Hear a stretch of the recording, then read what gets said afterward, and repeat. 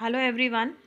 आज जो canonical transformation हमने पिछली वीडियो में डिस्कस किया था उसके रिगार्डिंग ही हम न्यूमेरिकल क्वेश्चंस जो हैं वो सॉल्व करेंगे।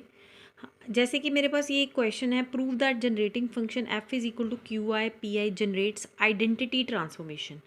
मीन्स कि अगर आपके पास ये फंक्शन दिया हुआ है generating function Q I P I, तो ये आइडेंटिटी ट्रांसफॉर्मेशन को जनरेट करता है।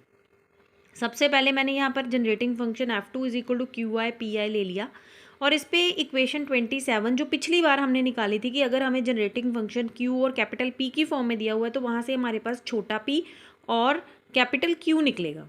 तो यहाँ पे मैं पी आई निकाल सकती हूँ। कैसे निकालूंगी? जब मैं पी आई के लिए जो हमारा जनरेटिंग फंक्शन दिया हुआ है एफ टू, उसको with respect to small q i करूँगी। अब यहाँ पर जो मेरा जनरेटिंग फंक्शन है डियर स्टूडेंट्स, वो दिया हुआ है क्यू आई पी आई। तो यहाँ पर मैं इसको क्यू आई पी आई को सब्सटीट्यूट करूँगी और इसको मैं करली बाय करली क्यू आई करूँगी। अब ये पार्शियल डेरिवेटिव है, ये पी जो है वो इसको कांस्टेंट लेगा और करली क्यू बाय करली क्यू, इसका आंसर जो है वो 1 हो जाएगा। तो इसका आंसर आ गया पी आई। मीन्स जो न्यू निकल रहा है वो ओल्ड वन के इक्वल आ रहा है। इसी तरह से जब हम निकालेंगे कैपिटल क्यू आई, तो उसके लिए भी हम क्या करेंगे, करली एफ टू बाय करली पी आई, तो उससे भी हमें क्या मिलेगा, क्यू आई। मीन्स जो ये ओल्ड वन है, यहाँ पर जो मैंने यहाँ पर जो फिल किया था पी, ये करली यहाँ पे कैपिटल पी आना था। तो capital P I is equal two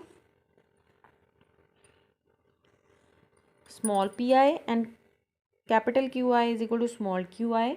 means जो है वो इंडिपेंडेंट है, ओल्ड और न्यू वेरिएबल आपस में इक्वल है। तो जो एफ डैश है वो हमारी आइडेंटिटी ट्रांसफॉर्मेशन को जनरेट करती है। इसी तरह से हमारे पास एक और एग्जांपल ऐसी आ सकती है कि हमारा जनरेटिंग फंक्शन अब यहाँ पे क्यू कैपिटल क्यू है और जो ट्रांसफॉर्मेशन है वो हमारी ये आ रही है। तो ये हम सिमिलरली हम कर सकते हैं using canonical equation. Here F is equal to Q Q K, and इस पर हम पिछली इक्वेशन लगा के स्मॉल पी और कैपिटल पी निकालेंगे। स्मॉल पी का आंसर कैपिटल क्यू आएगा और कैपिटल पी का आंसर नेगेटिव में आएगा।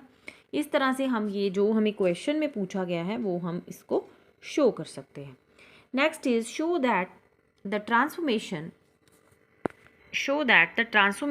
P is equal to half P square Q square and Q is equal to tan inverse Q by P is canonical।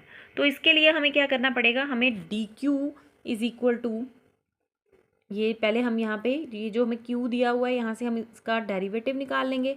Canonical prove करने के लिए हमें P और DQ माइनस P DQ को exact differential prove करना है। Capital DQ का answer आप यहाँ से निकाल सकते हो उसको पार्शली डेरिवेट करके। tan इनवर्स का होता है 1/1 प्लस एक्स स्क्वायर, ये एक्स स्क्वायर का करेंगे, साथ में जो ये अलग होता है उसका हम अलग से डिफरेंशियल करते हैं। आई होप आपको डिफरेंशिएशन करना आता है। तो इस इक्वेशन से आप डी क्यू निकाल लेंगे और इस डी क्यू की वैल्यू को आप इसमें सब्सटीट्यूट कर देंगे।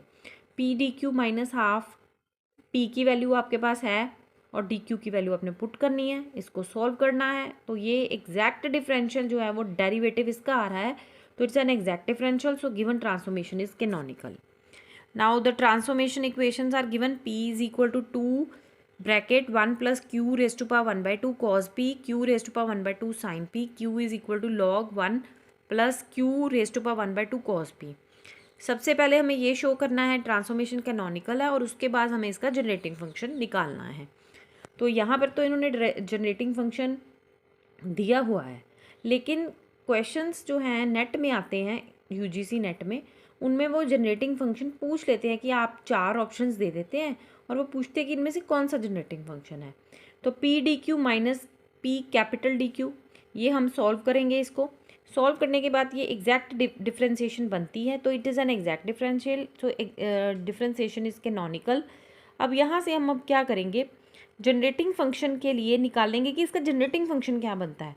अब हमें कैपिटल क्यू दिया हुआ है, ठीक है, तो ई रेस्ट पर क्यू उसका निकाल लेंगे। क्यू को अलग से निकाल के ये क्यू का आंसर आ गया। क्यू से हम कर ली F3 बाय कर ली P और P कर ली F3 बाय कर ली Q, इसका फंक्शन होगा। तो कर ली F3 बाय कर ली P करने के लिए हमें कर ली F3 बाय कर ली P करना है, मतलब F3 की वैल्यू जो है वो हमारे क्यू है, तो वो हम पुट कर देंगे, इसकी इंटीग्रेशन करके हमें ये क्वेश्चन ऐसे सॉल्व मिल जाएगा। तो आपको ये करना है। अगर आपको ये नहीं क्लियर तो आप मुझे कमेंट सेक्शन में पूछ सकते हैं, we can derive it also. So these type of equations questions they can be asked. I hope आपको ये जो है कंटेंट समझ में आया होगा कि किस तरह के क्वेश्चन कैनोनिकल ट्रांसफॉर्मेशन के रिलेटेड अब वो आपसे पूछ सकते हैं। So all the best for your exam. Thank you so much.